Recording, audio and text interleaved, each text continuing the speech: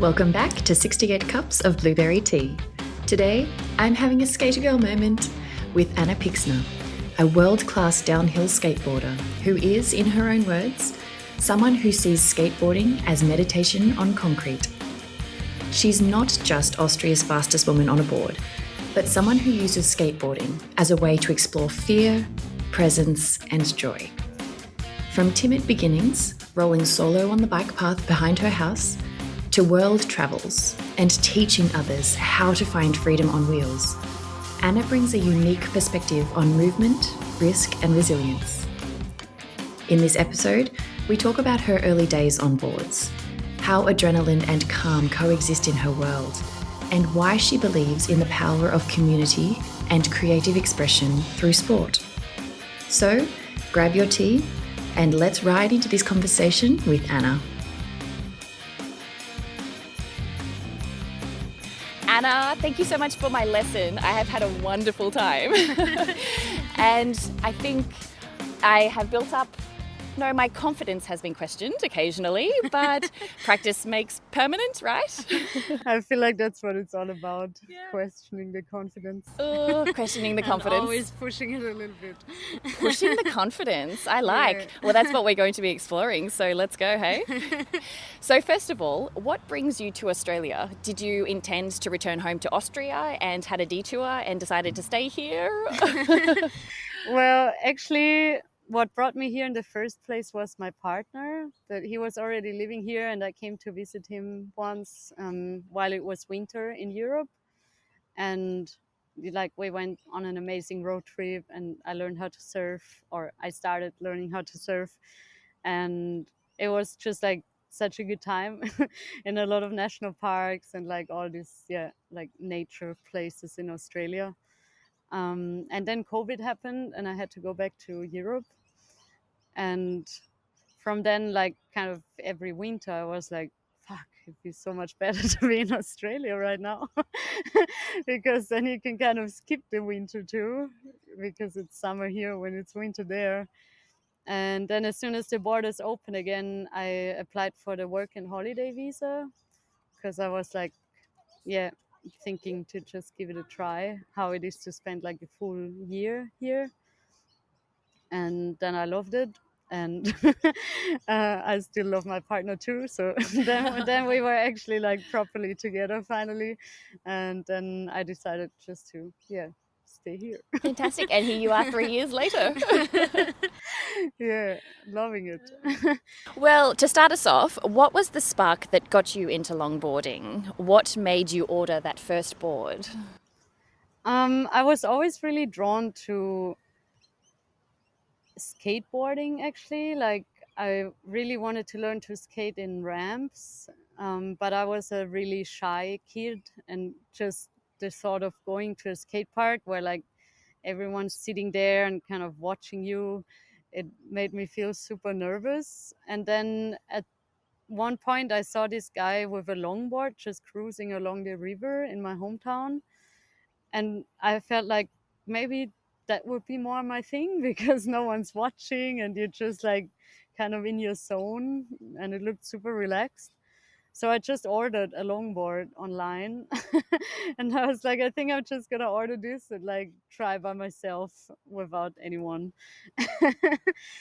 And yeah, then I did that, and I loved it, and I started using the board to go to school, because my school was just maybe 20 minutes away by bike and all along the river. And then I started using my longboard instead of my bike to go to school. And it was just the highlight of my day at some point. And I was like, oh, I really don't want to go to school, but I want to ride my board.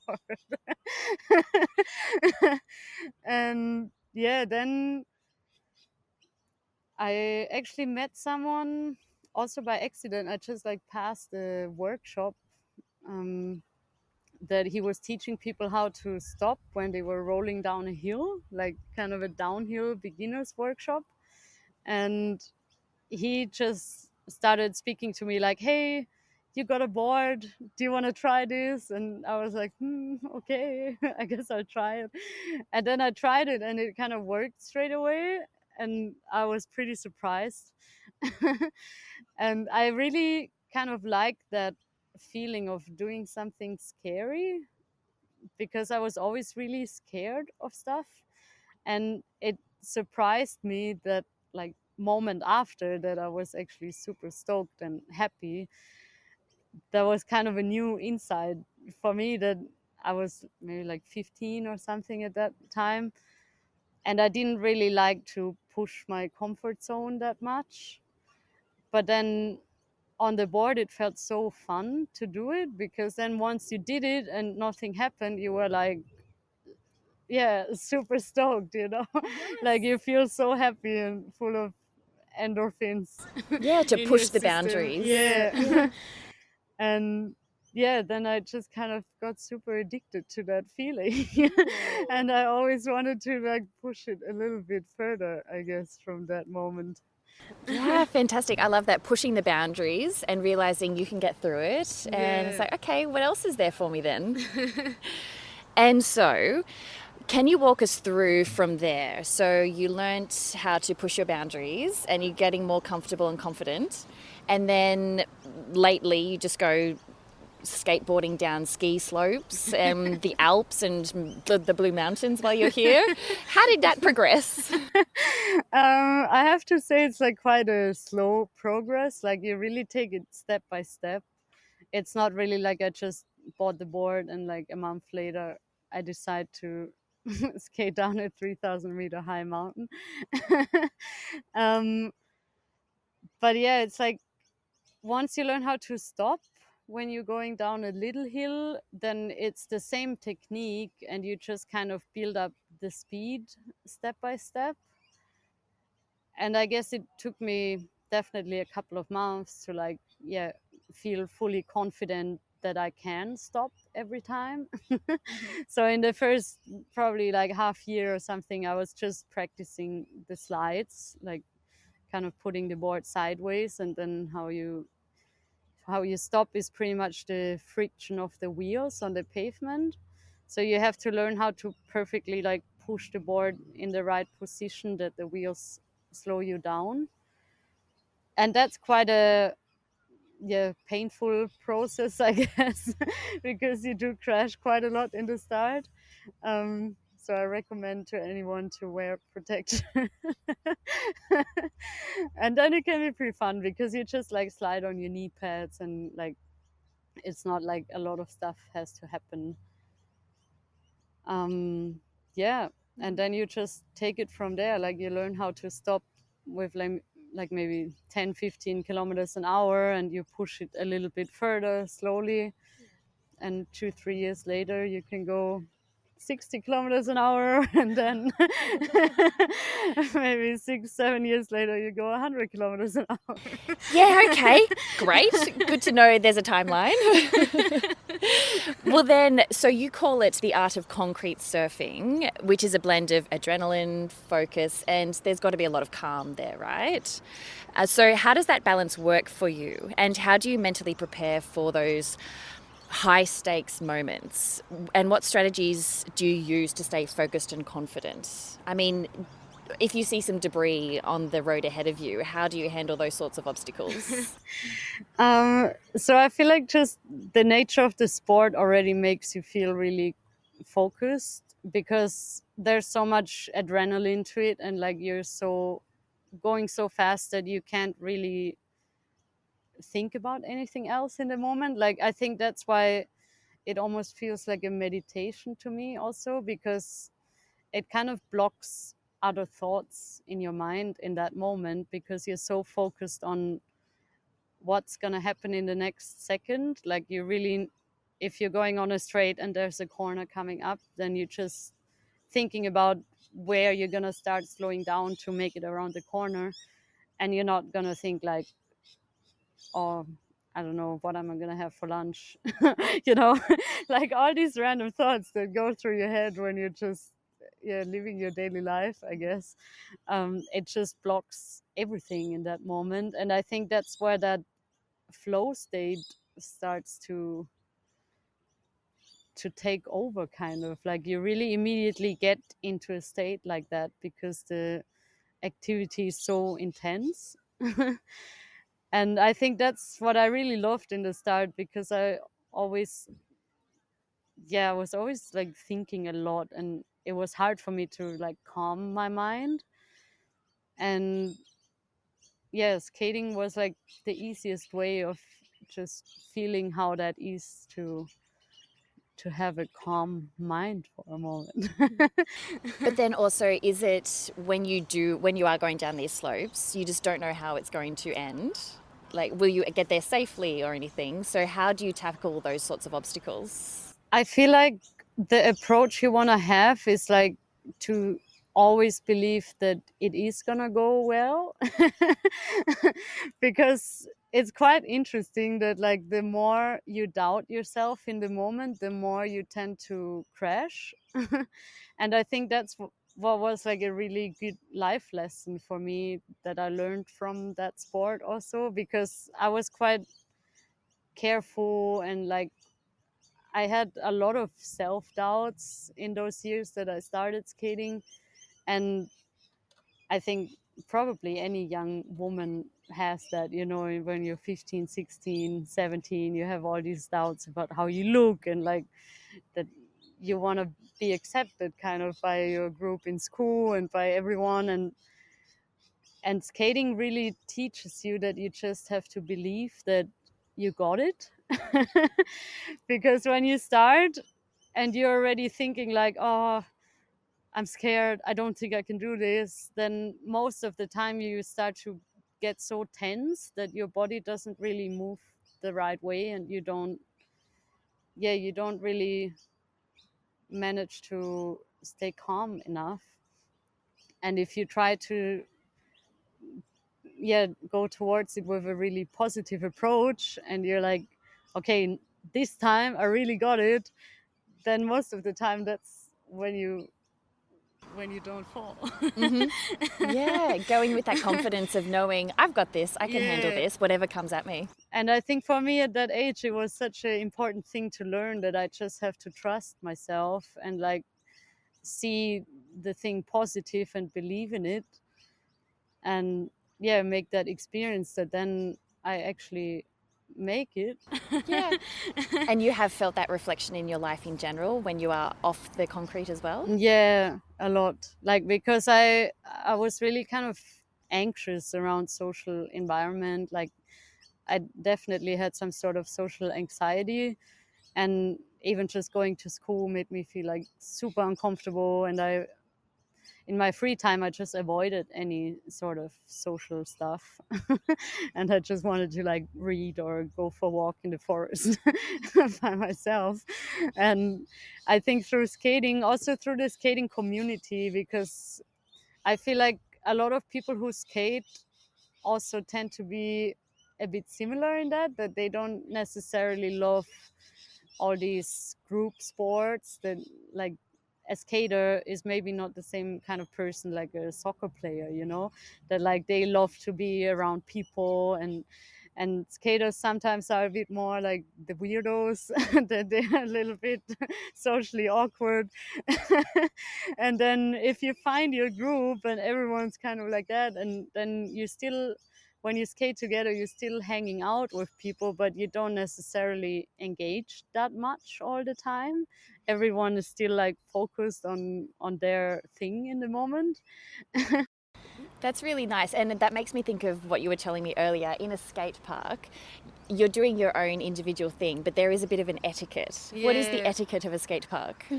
Yeah, it's like when you arrive as a non-skater, it always looks really chaotic.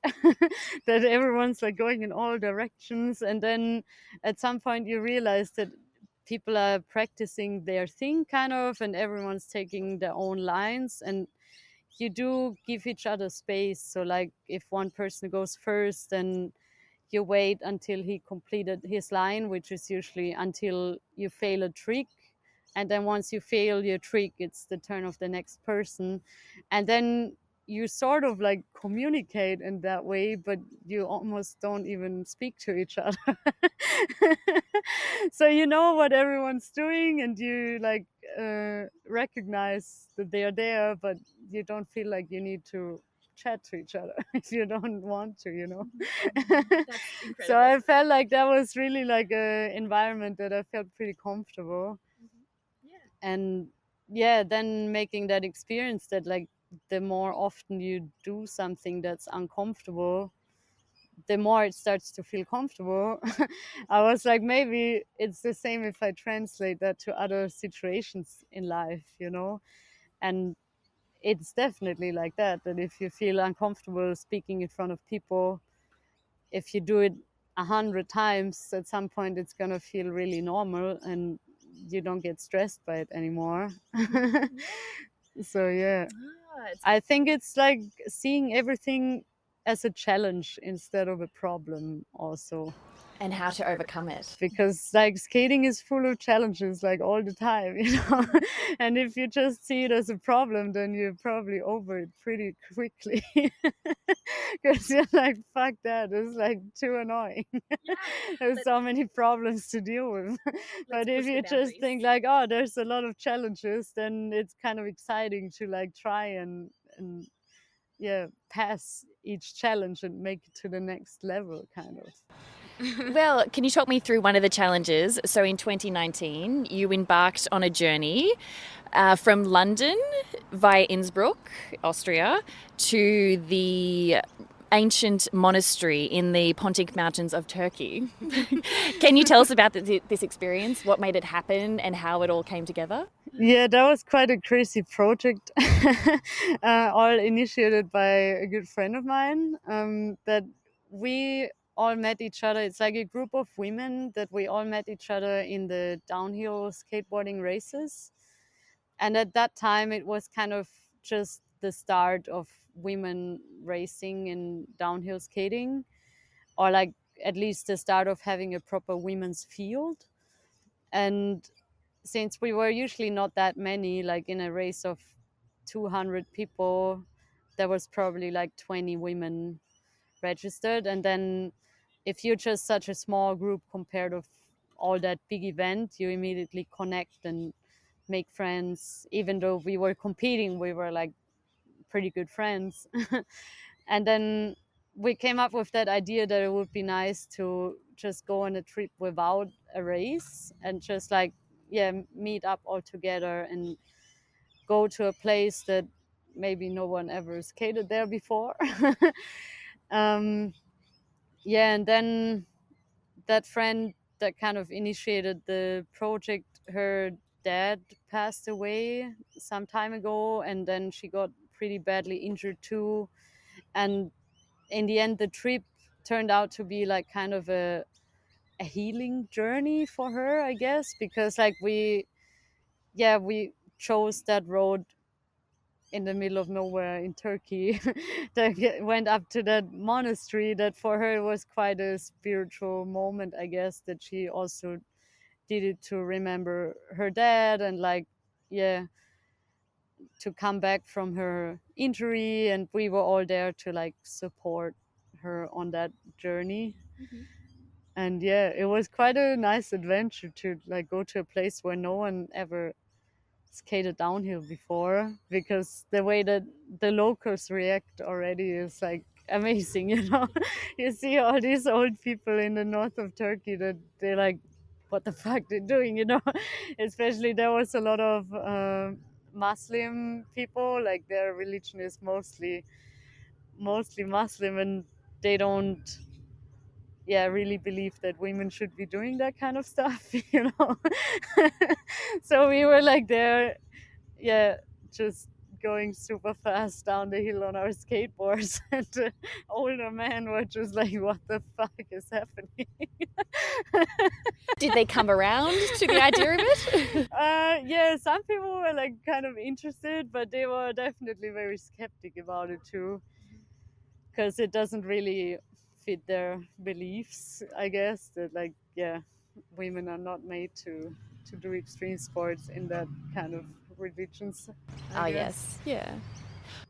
But yeah, it felt like quite a cool thing, like even just to see the little girls in those villages, that I think you're kind of giving a message too by doing something like that, that is so not the norm of a woman.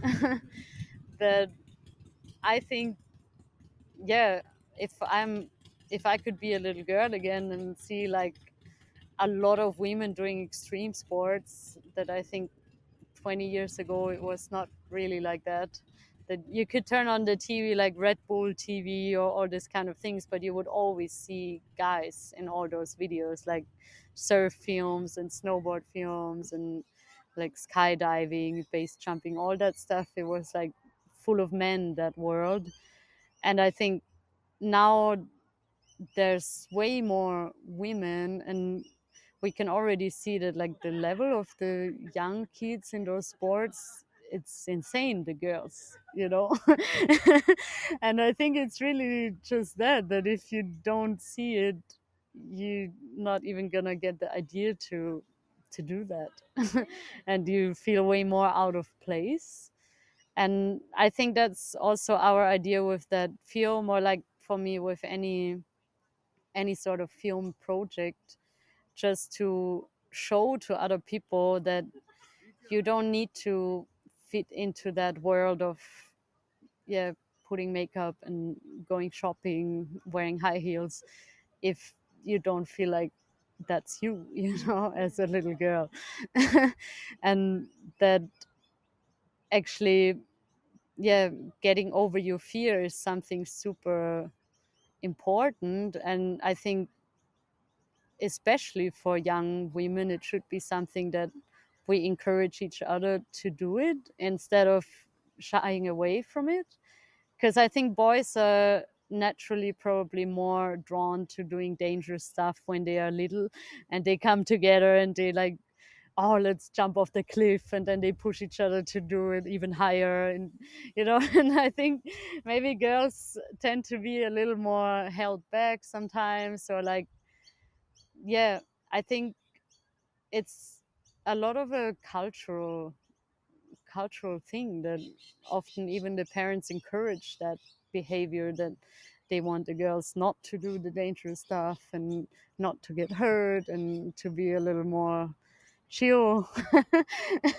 But I think it has such a big impact on your whole life if you start early on to get over your fears and to learn to push through it.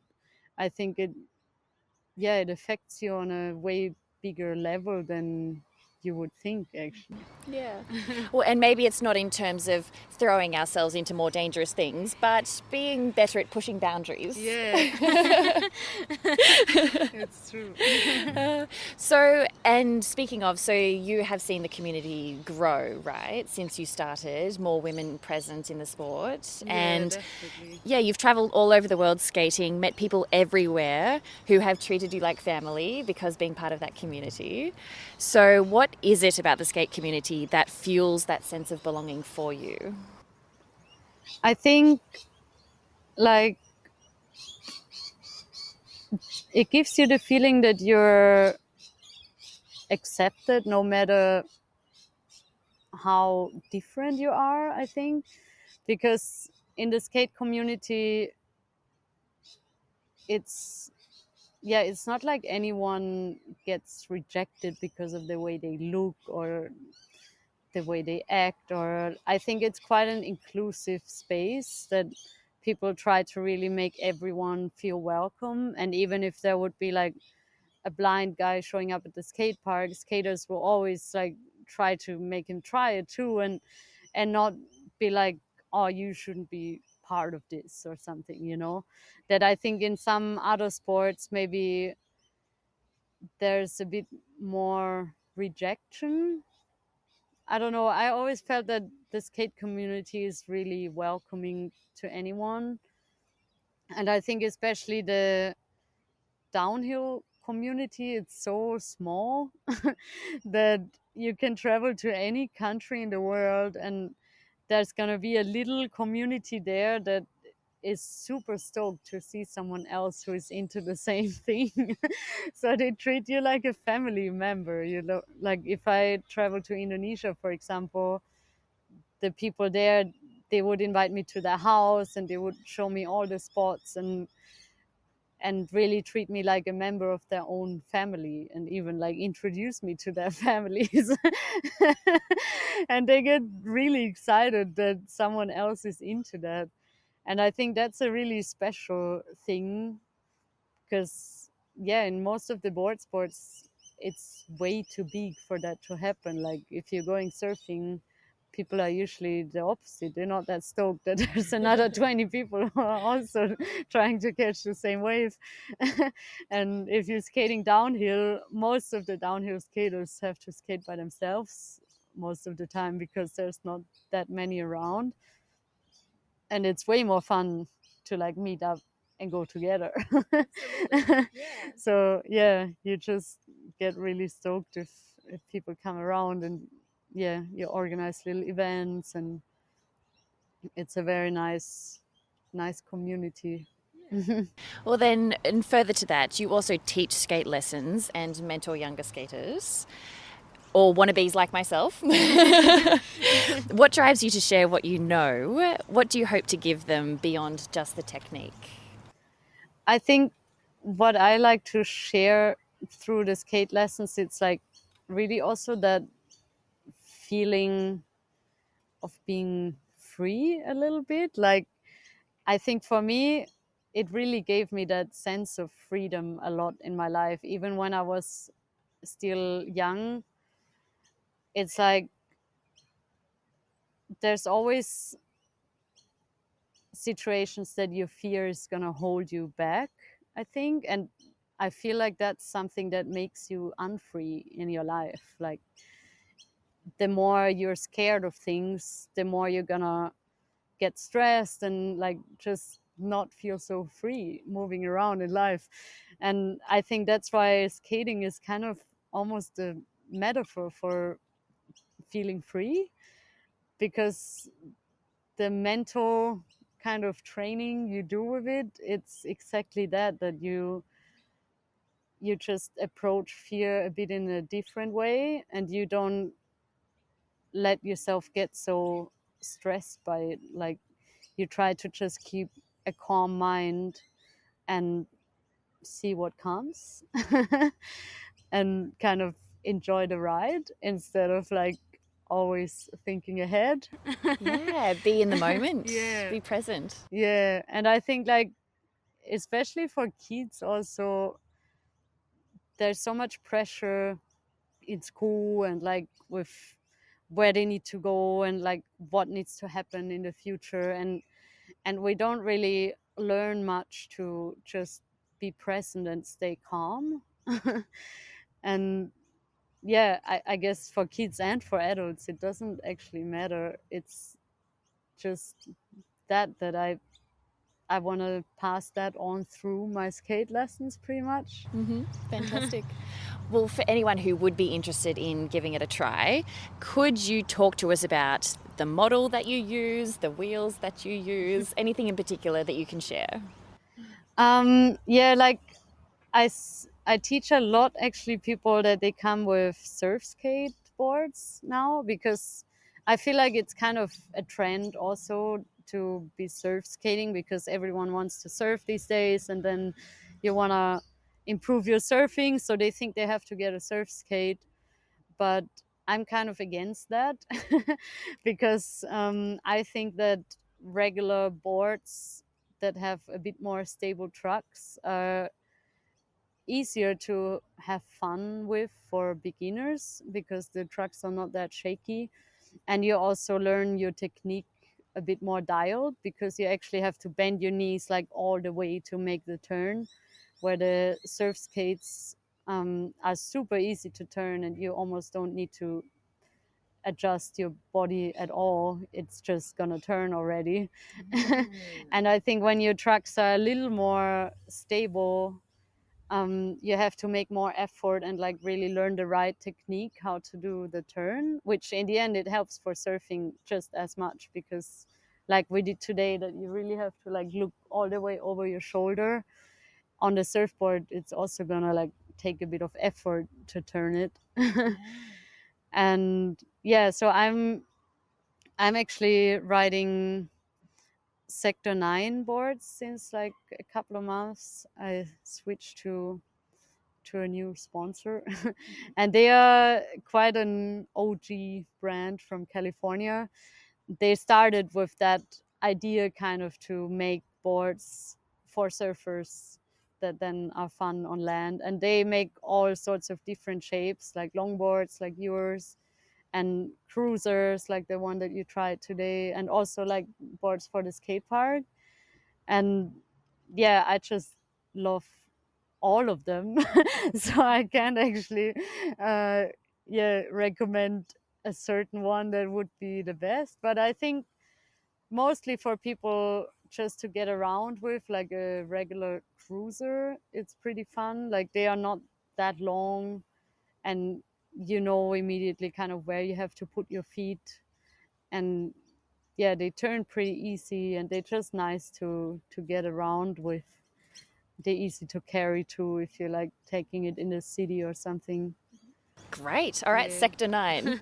And like to put bigger wheels, it's pretty good also in the start. Usually like soft wheels are better because it feels more smooth, like the one that you tried today as well. It has like very soft wheels. They're from Paul Peralta actually. Um, yeah, and then if you have like little rocks and stuff, you don't feel it that much, you know. If your No, wheels that's what are I love bigger about those and wheels. soft, then you Yeah. just roll over everything. It feels like they're going to tackle them. I will be fine. Yeah. Yeah. It does give you more confidence also. Oh, cool. Okay, that's good to know. So, can you tell me about one blueberry moment, a moment recent or in the past, that felt sweet, grounding, maybe small but meaningful, that reminds you why you ride? Sweet, grounding, Meaningful, just anything that sort of stood out in particular, because this is something that you do day in, day out. But is there anything, any memory in particular that stands out? Yeah, actually last week I went just with two good friends to the pump track, and like I know those friends from surfing. They never really skate, so we were talking for a long time already, like, oh, I need to teach you how to skate. And then at some point we went like to the pump track and I taught them how to go around in the pump track, and it was just so much fun. Like they were so hyped, and because they already know how to surf, it's a bit easier for them to pick it up as well. And yeah, I was just like at some point going around like a lot really fast. I love to go on the pump track, just like do laps super fast. And yeah, that was just such a fulfilling moment, kind of like, yeah, speeding around myself and then seeing my friends like having so much fun to try that. I think I really get a lot of pleasure from teaching people because it reminds me of like why I love it so much again. That sometimes you forget after you do something for so long. I'm like, yeah, it's such a normal thing and you take things for granted at some point. And then you bring some friends and you realize that for them it's super scary just to go down like this little wobble on the palm track. As you saw with me today. and, and then like it makes you really appreciate like how far you pushed your own fear, and also like how, yeah, how happy it makes people to like push through it and to do it together. Especially I think I really love to teach especially women. Like I think it's a super nice atmosphere if you're a group of women that is learning together, because I think we tend to be more open about that we're scared and just let it out more. And with guys, sometimes they like don't share it that much, and then everyone thinks like, oh, they just natural and they know how to do it. But I think that everyone's scared, and it's pretty nice, yeah, to share those moments as a group of women and then just like encouraging each other. I find a lot of fun in that. Well, have you had a moment that made you question and think, I don't know if I want to push this boundary anymore? Yeah, I think definitely every time you get injured, you have those kind of thoughts. And I had a pretty bad accident some time ago. It's like, I guess, already 5 years ago or something, that I broke a part of my spine and I punctured my lung. I broke like 4 ribs. So there I was really, yeah, in a really bad state. And then I started to doubt a lot what I'm doing and why I'm doing that. And I was like, why would I do something that it fucks me up so much that then I can't do anything? Like, it doesn't actually make any sense. And yeah, it was kind of tough to get back from that. But I feel like I still, like, my biggest memory from doing that sport was still that it's pushing through discomfort. And I think after that accident, it just created more discomfort and more fear. And it was kind of a sad story for me in my head that I would end my passion with a moment like that and then just be done with it and be like, oh no, I think I'm over. um, I really wanted to change that story to something more positive, and then I just saw it as a challenge to get back to a state that I was gonna have fun. Like, I tried to get away from any sort of high expectations, like, yeah, seeing what level I'm at, because I am quite competitive, like, with myself. Like, I really want to always do my best and, yeah, always push it. And I think if you reach a certain level and then you get such a setback, it's the hardest part to just accept that maybe you're not at the same level anymore. But yeah, I felt like the best way to deal with that is just to set the goal to have fun instead of the goal to be like the best or to be the fastest, or yeah. And now that's still my main goal, like, just to have fun. But I guess, like, that little competitive side in me still tries to push it like a lot. But I think in the end it's about that, like, skating and surfing and all those sports, they are not really there to prove that you're better than someone else. It's just, yeah, it's just doing it for the pleasure. And To have fun yeah. and do the best that you can.